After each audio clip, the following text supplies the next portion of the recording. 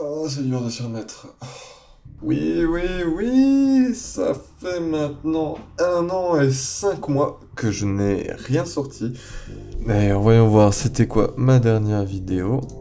Alors, on va lancer OBS. Merde, putain, si j'oublie carrément ça, on est mal barré. Ouais, la dernière fois que j'ai sorti un truc, 31 octobre 2019. Cet Halloween n'était pas très réussi pour moi. En gros, j'avais l'impression d'avoir fait un petit peu le tour en ce qui concernait le cinéma, le jeu visuel, les analyses, tout ça. En gros, j'ai redécouvert une de mes anciennes passions qui est redevenue justement une passion actuelle. C'est le graphisme. Alors je sais que c'est pas le truc qui passionne tout le monde, hélas, mais moi je trouve ça dingue comment en un trait, 2 cercles et un carré, t'arrives à faire... Pour la première fois, je me suis dit, en 1 an, je referais bien une vidéo YouTube là-dessus. Et je me suis dit, mais pourquoi pas faisons une vidéo YouTube là-dessus, voyons. Et donc du coup, pendant cette période où j'ai redécouvert Illustrator, je me suis blindé un max pour faire des illustrations que vous pouvez voir ici. Et je me suis bien marré justement dans ces créas, et je me suis dit, bah, pourquoi pas justement essayer de se mettre des petits défis comme ça pourrait être vachement sympa, et peut-être ça peut être intéressant pour vous aussi d'apprendre des trucs.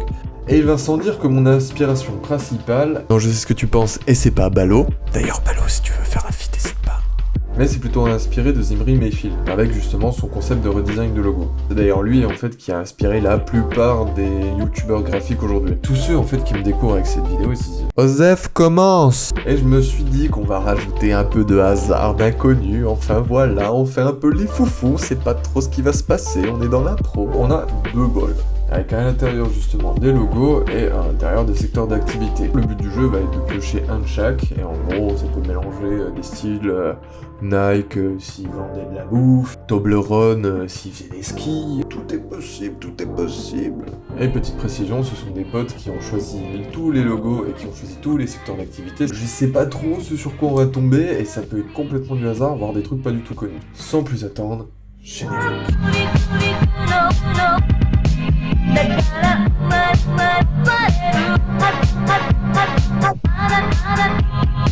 Hop, piochons le premier. Alors, ce sera Tesla en magasin culturel et multimédia. Tesla est une marque assez jeune. Et donc, du coup, en fait, ils ont pas beaucoup de variantes sur leur logo. Tac, eux, ils ont misé tout sur le rouge. Qu'est-ce qui se passe sur internet si je tape magasin? Ok, on va prendre quelques petites références du coup. Alors là j'ai allumé mon ami Illustrator. Alors Cultura, je vais prendre l'ancien comme référence.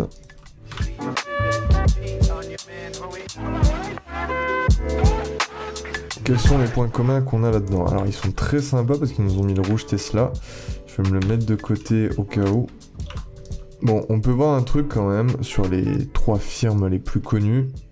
On est quand même sur des tendances assez orangées. Donc apparemment, l'orange serait-il la couleur de la culture? Ça, je ne sais pas. Eh ben, je n'ai pas menti. Parce que d'ailleurs, vous tapez culture, le premier mot qui sort étant orange. Orange. Est-ce qu'on partirait pas sur un logo orange ?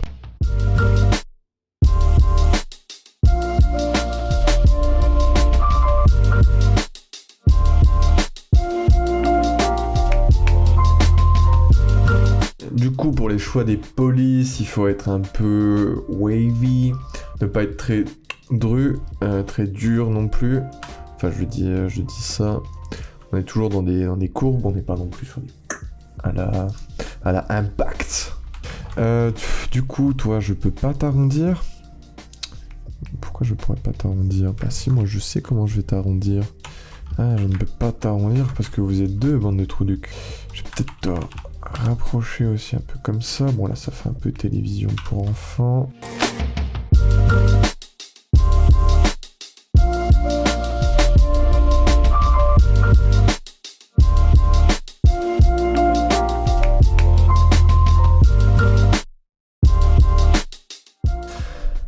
Ok, alors point premier, ça a été assez compliqué, je ne le cache pas, et j'ai paumé ça parce que je suis un débile et que je ne renomme pas mes calques. Alors le cheminement de celui-ci a été un peu plus ou moins compliqué, dans le sens où ce que j'ai fait, c'est je me suis basé, on va dire, sur sur ce qu'il se faisait de plus. Et donc, en gros, culturel, qu'est-ce que c'est?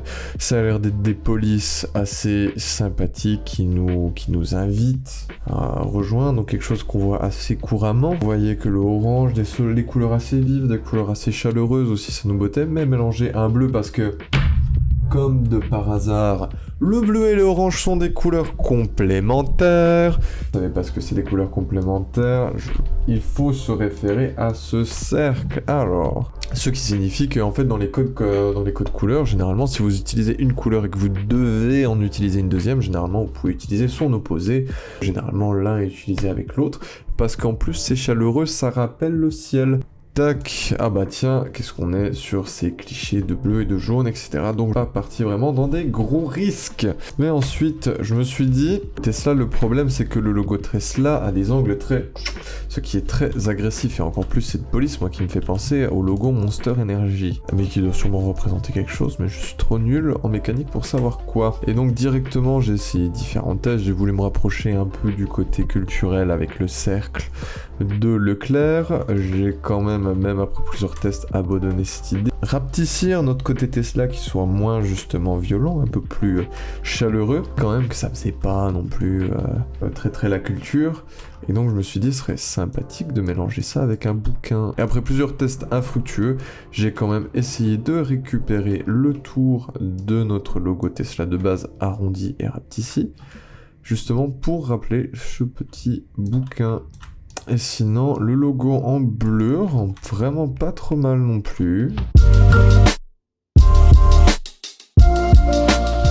En vrai, pour un premier test, je suis plutôt content. Logo suivant.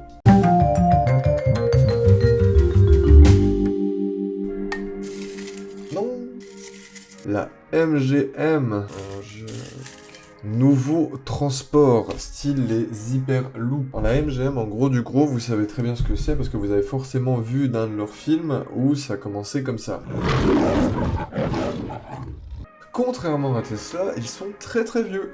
Et comme Tesla, je crois qu'ils n'ont jamais changé de logo.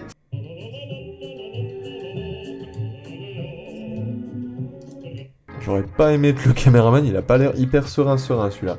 Par contre le preneur son il flex, il est trop focus. Slate a été le premier lion, 1939 à Los Angeles. Ah, je vois que ce logo là existe aussi. Oh, ah, Records, est-ce que ça c'est pour le son du coup? Je crois qu'on va complètement partir dans le délire du lion qui rugit plutôt qu'autre chose. Qu'on partirait alors dans peut-être un délire un peu... Non pas cyberpunk, merde, comment ça s'appelle? Vous savez que tout est épuré, tout est super beau, comme dans Les Gardiens de la Galaxie. Ah, c'est la planète Xandar. Ah ouais, pour moi, Xandar, c'est le méchant dans le donjon de Nalbuck, quoi. Très bien parti sur un truc un peu à la Stark Industries avec une tête de lion beau. Donc après on reste quand même dans l'idée du lion, hein, bien sûr. J'aime bien aussi ce côté de aller vers l'avant.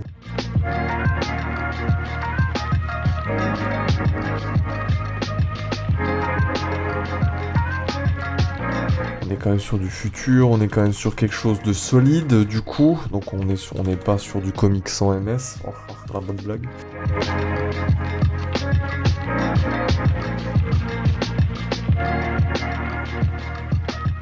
Du coup, j'ai essayé, en m'inspirant un petit peu de ce que je voyais ci et là, de me rapprocher un petit peu d'un lion, mais j'ai voulu avoir un côté un peu plus énervé. Donc moi, je voulais le faire un peu côté vers l'avenir, parce que n'importe qui regarde à droite regarde vers l'avenir.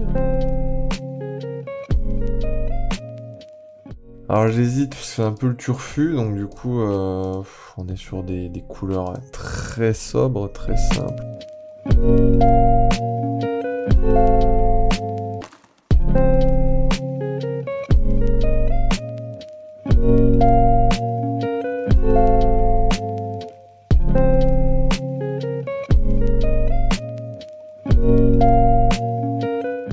À lui, c'était pas ça. simple. En fait, c'est même pas un logo à part entière, c'est une sorte de sigle ultra complexe. J'ai tout simplement redesigné un peu un lion, donc un peu à la sauce moderne, même si dans tous les cas, je ne suis pas sûr que l'arrondi passe très très bien aussi. C'est deux modes un peu différents à voir. Et j'ai voulu mettre en avant le MGM avec mes petites majuscules. Et j'ai voulu mettre en baseline pour des voyages à couper le souffle. Parce qu'il rugit. C'est rigolo. Et en fait, je me rends compte que j'ai fait une bêtise, c'est que j'aurais dû le faire rugir.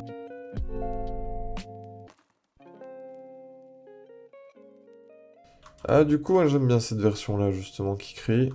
En revanche, sur fond blanc, il marche vraiment pas mal.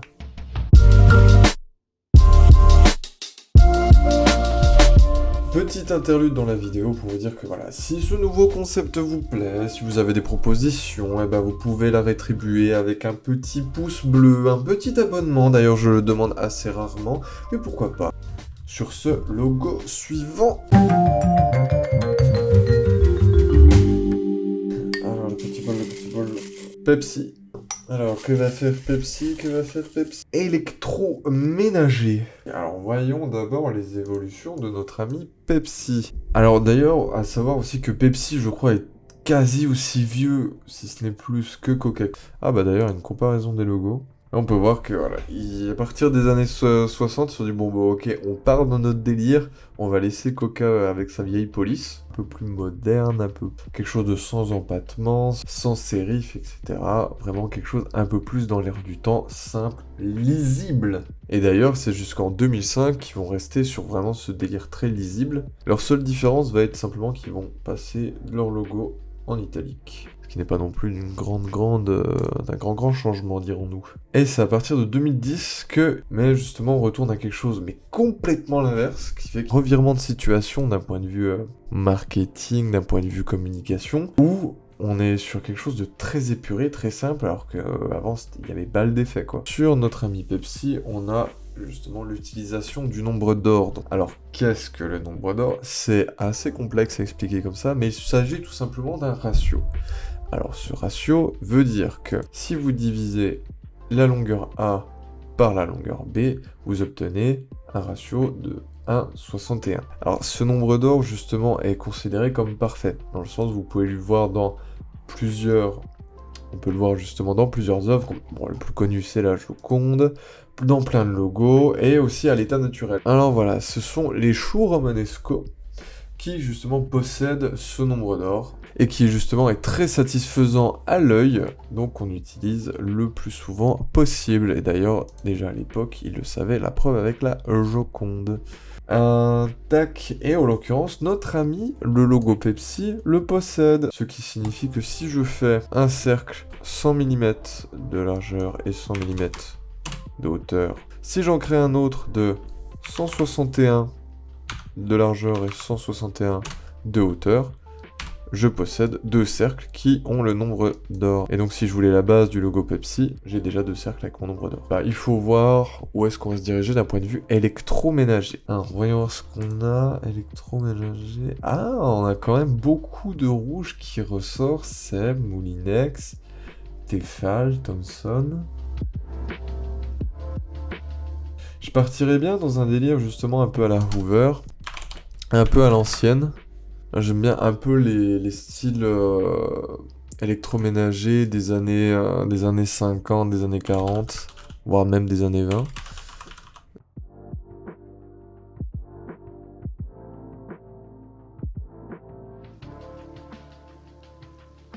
Moulinex, alors bah dis donc, Moulinex, vous êtes toujours dans les bons coups. Justement, on peut voir que monsieur offre le Moulinex à madame et qui est très contente et qui regarde bien. Qu'est-ce qu'on mange ce soir?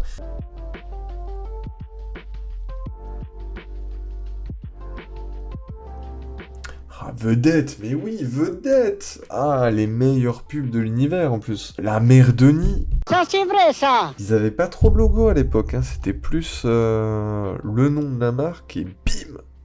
Ok, alors j'ai chopé mes quelques références. Alors, je suis d'avis qu'on reparte un peu sur un cercle, déjà, et je vais récupérer les couleurs de Pepsi actuelles. J'aime bien cette idée de cercle un peu comme ça. En plus là qui donnerait un peu d'énergie.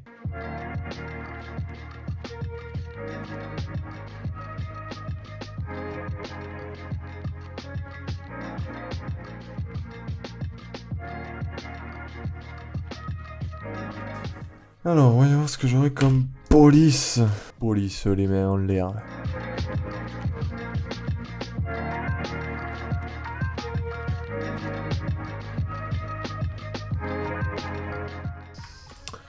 Alors, j'ai deux versions là, et je sais pas laquelle je préfère. Alors, pour résumer, là, justement, l'électroménager, je trouvais ça assez large, et justement, ça dépendait tellement de quel type d'électroménager que genre je voulais partir un peu dans un style des années 60-70 parce que je sais pas, dans ma tête ça connotait dans le sens où l'électroménager c'était vraiment le boom dans les années 50 à 70. D'ailleurs, si vous n'avez pas vu, regardez la série Mad Men là-dessus, c'est juste un pur délice sur le monde de la publicité à peu près dans cette époque-là. J'ai essayé de recalquer ne serait-ce que un peu, j'ai rechopé les couleurs qu'il y avait sur ces affiches-là, il faudrait que je les passe sur Photoshop pour un petit peu les délaver, donner un côté un peu vintage. Et donc du coup, voilà, j'ai ce côté un peu aussi très carré, très droit, cercle parfait qui était pas mal utilisé. Ça, c'est des choses que je trouvais intéressantes, qui m'amusaient bien. Alors, je sais pas pourquoi, après, c'est interprétation personnelle. Le fait, voilà, de mettre un cercle avec une moitié coupée comme ça me fait penser comme une sorte de saladier, où on met quelque chose à l'intérieur, ou alors comme si c'était une machine, comme un batteur, ou quelque chose comme ça. Mais en gros, je trouve que c'était pas trop déconnant, niveau interprétation, et il y a quand même une notion un petit peu d'action, vu qu'il est pas non plus parfaitement droit, parfaitement posé, et moi ça me faisait penser aussi, par exemple, un peu le saladier pour, par exemple, battre quelque chose à l'intérieur. J'ai rajouté deux petits layers en jouant sur les modes de fusion, pour justement donner un côté un peu plus ancien, si Pepsi était une marque un peu des années 50. Je suis pas mécontent.